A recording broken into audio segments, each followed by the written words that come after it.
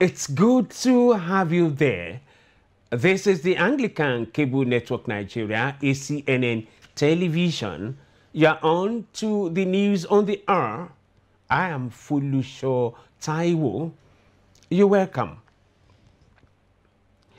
The Anglican Archbishop of the Niger Delta Ecclesiastical Province and the Bishop of Calabar, the Most Reverend Tunde Adeleye, has said that the well-being of every Christian is of utmost importance to God, who is their shepherd.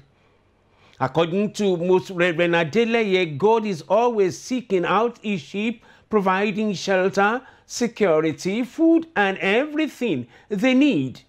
He said this while preaching in Abuja during the monthly diocesan power night held at the St. Matthew's Anglican Church, Maitama.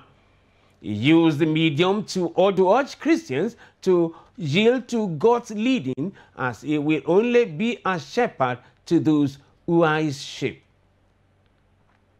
The Bible makes us understand here that the Lord is indeed a declared shepherd. Of course, remember in the Bible, Jesus said, "I'm the good shepherd." It means that you also are the sheep of the Lord. You cannot claim that the Lord is your shepherd unless you are his sheep. And not only his sheep, you must be his sheep inside his fold. When you hear the Lord is my shepherd, it is true, it is good, it is sweet, but it's not for everybody.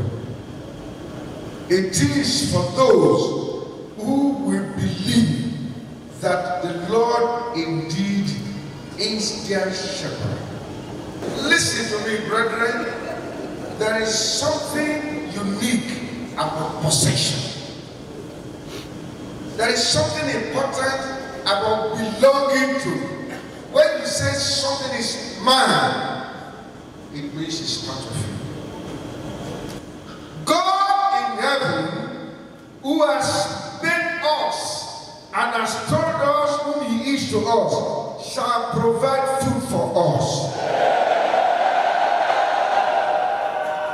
Therefore, even if there is hunger around us, this Lord, who is our shepherd, shall provide food for us. Listen to this, we shall not be hungry.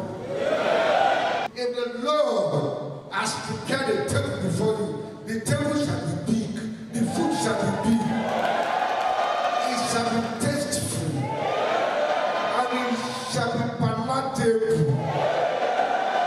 In the name of Jesus Christ, the enemies will watch you eat.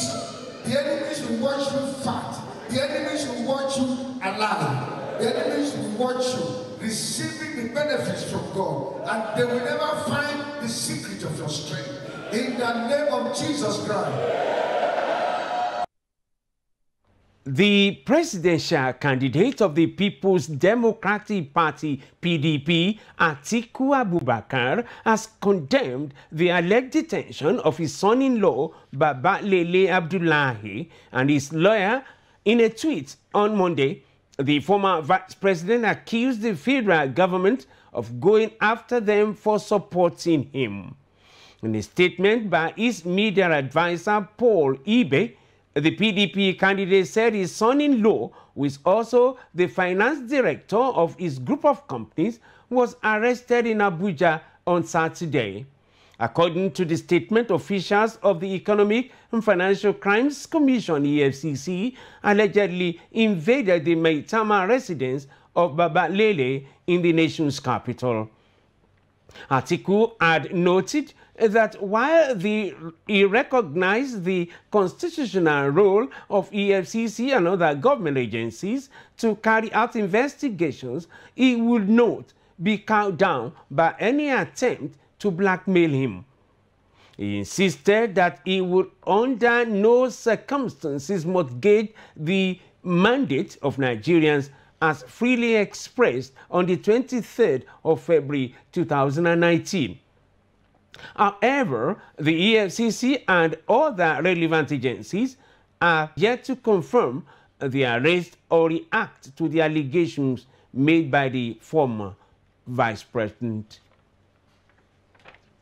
The state of the Nigerian health sector has been a major concern to most Nigerians, especially those who cannot afford medical treatment overseas, ranging from poor infrastructure in hospitals, accessibility, and affordability to few good ones in the country, and striking the public health sector.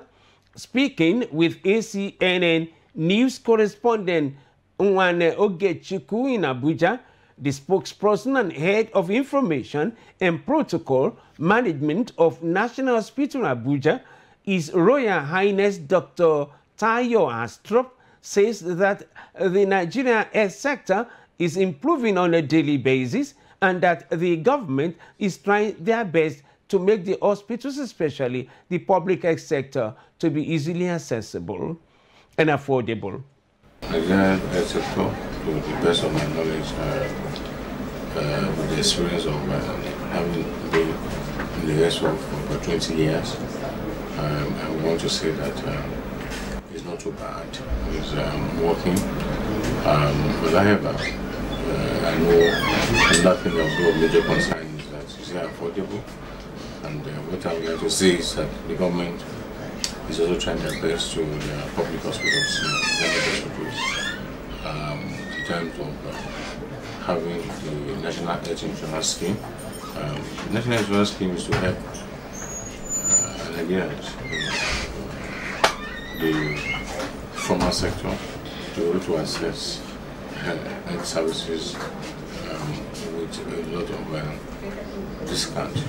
Government has been taking a lot of burden through National Health Insurance Scheme to subsidize the amount of fees being paid or charges in our hospitals in Nigeria.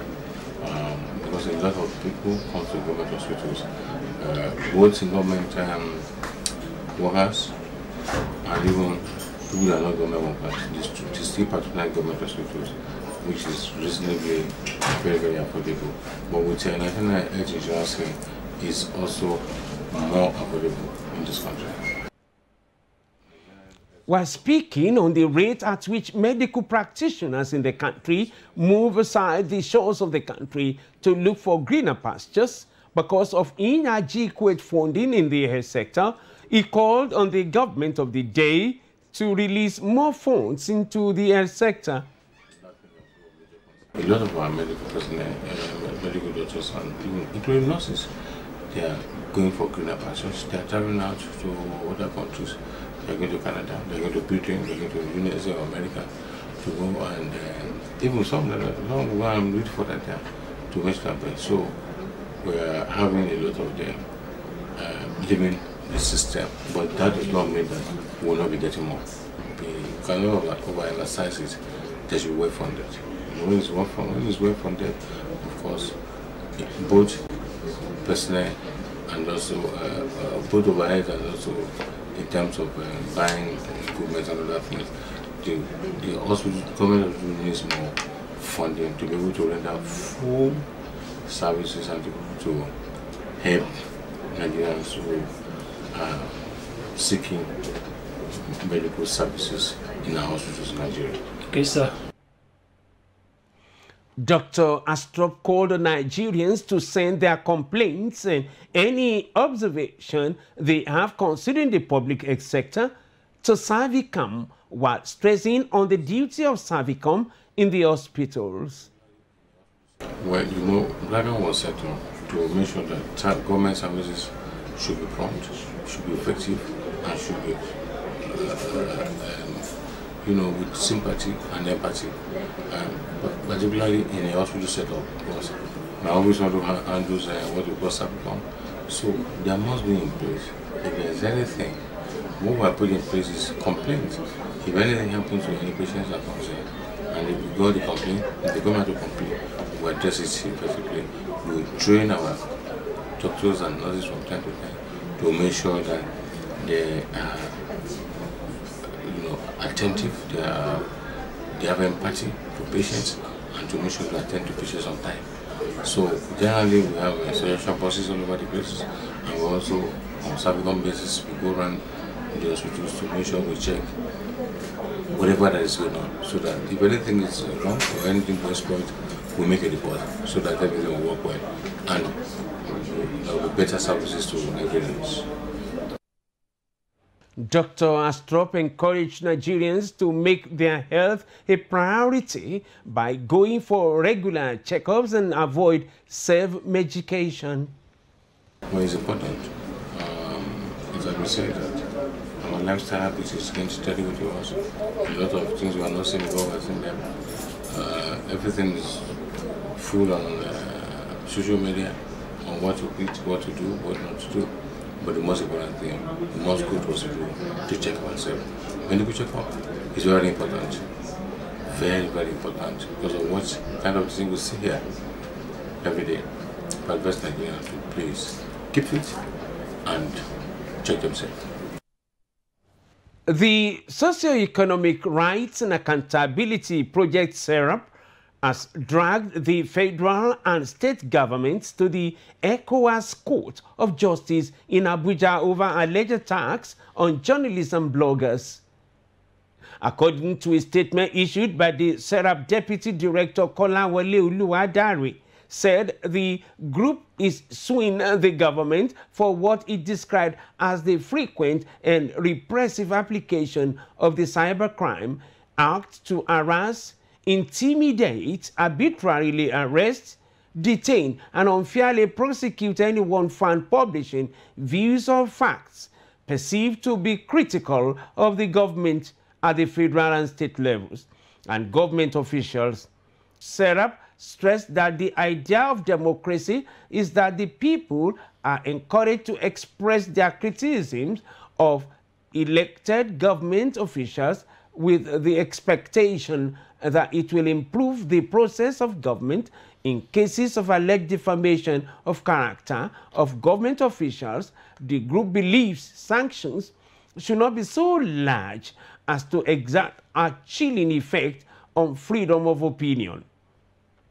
Expression and media freedom, penal sanctions, in particular imprisonment, should never be applied.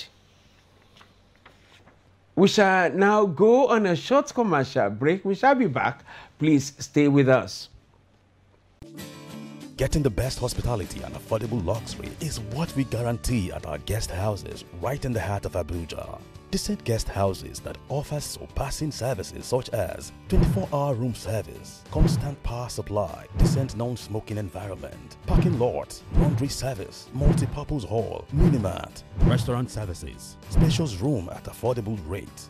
For reservation, book online at www.anglicanguesthousesabuja.com or locate us at All Saints Guest House, 29 Tamale Street, Wuse Zone 3, Abuja. Telephone 0806-699-5823 or 0805-285-5092 or Church Guest House, 24 Douala Street, Wuse Zone 5, Abuja. Telephone 0816-860-7024 or 0805-677-3815. You are welcome back, and thanks for staying tuned.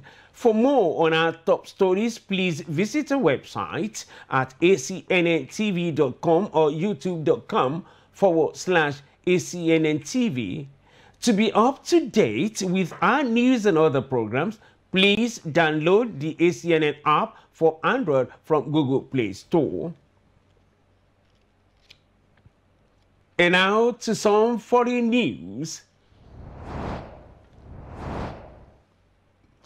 The mediation efforts by the Archbishop of Central Africa in the dispute between the bishop and members of the Diocese of Upper Shire have not resolved the dispute, as photos published on Facebook showing protesters disable the bishop's car, letting the air out of its tires following a meeting in Zomba. It will be recalled that in December, leaders from 37 of the 41 parishes in the Malawi diocese met at St. George's in Zomba, issuing a call for the bishop to step down. The primate of the Church of the Province of Central Africa was appointed the Bishop of Eastern Zambia, the Right Reverend William Nchombo, to mediate the dispute, and the meeting that was scheduled for 6 February 2019 was postponed. However, Archbishop Albert Chama met with protesters on 26 February 2019. The meeting proved inconclusive, and members of the diocese blocked the Archbishop's car and deflated his tires. Local media report that the two men were taken into custody for malicious mischief, and the case continues. Carlos Ghosn's new lead defense lawyer, Junichiro Hironaka, has said his convincing new bill application for the former Nissan boss contained fresh elements he hoped would lead to his release as soon as possible. Junichiro Hironaka, who has a reputation for securing acquittals for high-profile clients in a country where 99% of cases result in conviction, said there was a realistic chance of Ghosn eventually being found innocent of all charges. According to Hironaka, the new application included further measures such as limiting Ghosn's external communications and bolstering surveillance that gave him grounds to hope for a better result. The Tokyo District Court is due to hand down its verdict at any moment on the most recent bail application, but so far it has shown little inclination to end Ghosn's lengthy pre-trial detention, which has drawn some criticism internationally and from right groups. Ghosn faces 3 charges of financial misconduct, 2 involving alleged under-reporting of his salary, and a 3rd over a complex scheme in which he allegedly sought to transfer his losses to Nissan's books. Ghosn has denied all the allegations against him, and in an interview with AFP, he slammed his continued detention. Thousands of people marched in Paris after and other French cities to protest Algerian President Abdelaziz Bouteflika's bid to stand for a 5th term in office. The country has been crippled by widespread protests all week over Bouteflika's decision, with at least 1 protester being killed in clashes with police as the demonstration coincide with large-scale rallies in Algeria to denounce the ailing president's bid to hang on to power. Hundreds of police and soldiers were deployed in Algeria's capital, Algiers, as President Abdelaziz Bouteflika reportedly registered to run for a highly controversial 5th term in office. Bouteflika, 82, uses a wheelchair and has been increasingly frail since suffering a stroke in 2013. Was then re-elected for his 4th term in 2014, as he has rarely been seen in public, but flew to Switzerland a week ago for what his office described as routine medical checkup. Organizers said 10,000 demonstrators from Algeria's large diaspora gathered in the place de la République, and Central Paris police put the numbers at 6,000 as many waved their national flags or wore it over their shoulders, screaming. A monster tornado tore through the southern U.S. state of Alabama on Sunday, killing 23 people. uprooting trees and causing catastrophic damage to buildings and roads. Lee County Sheriff J. Jones told the local CBS affiliate that unfortunately so far, fatalities stand at 23 at the current time, acknowledging that children were among the dead, adding that other people have been hospitalized, some with very serious injuries. Jones also stated that the swath of destruction left by the storm was a quarter mile, 0.4 kilometers wide, and stretched for the several miles that it traveled on the ground, and cannot recall, at least in the last 50 years, a situation with huge great loss of lives. According to Power Outage US, more than 6,000 homes were left without power in Alabama, while 16,000 suffered outages in neighboring Georgia. Meanwhile, authorities warned the death toll could rise further as rescuers searched through the debris in Blairgard, about 60 miles, 95 kilometers east of the state capital, Montgomery. U.S. President Donald Trump tweeted as he expressed his condolences to those affected in Alabama and surrounding areas and urged them to be careful on Twitter. And now to sports. Nigeria coach Gernot Rohr has played down the chances of the Super Eagles winning the 2019 African Cup of Nations. He argued that Nigeria are not among top 3 ranked teams in Africa. The German governor noted that Nigeria did not qualify for the last 2 editions of the African Cup of Nations, hence their poor FIFA ranking. The former Burkina Faso coach picked Morocco, Tunisia, Egypt, as well as Senegal as the favorites for the title. And so that's it on this edition of the News on the Hour. I want to thank you, and thank you profusely for watching. I am Folusho Taiwo. Please mend it. Don't end it in a hurry. God bless you.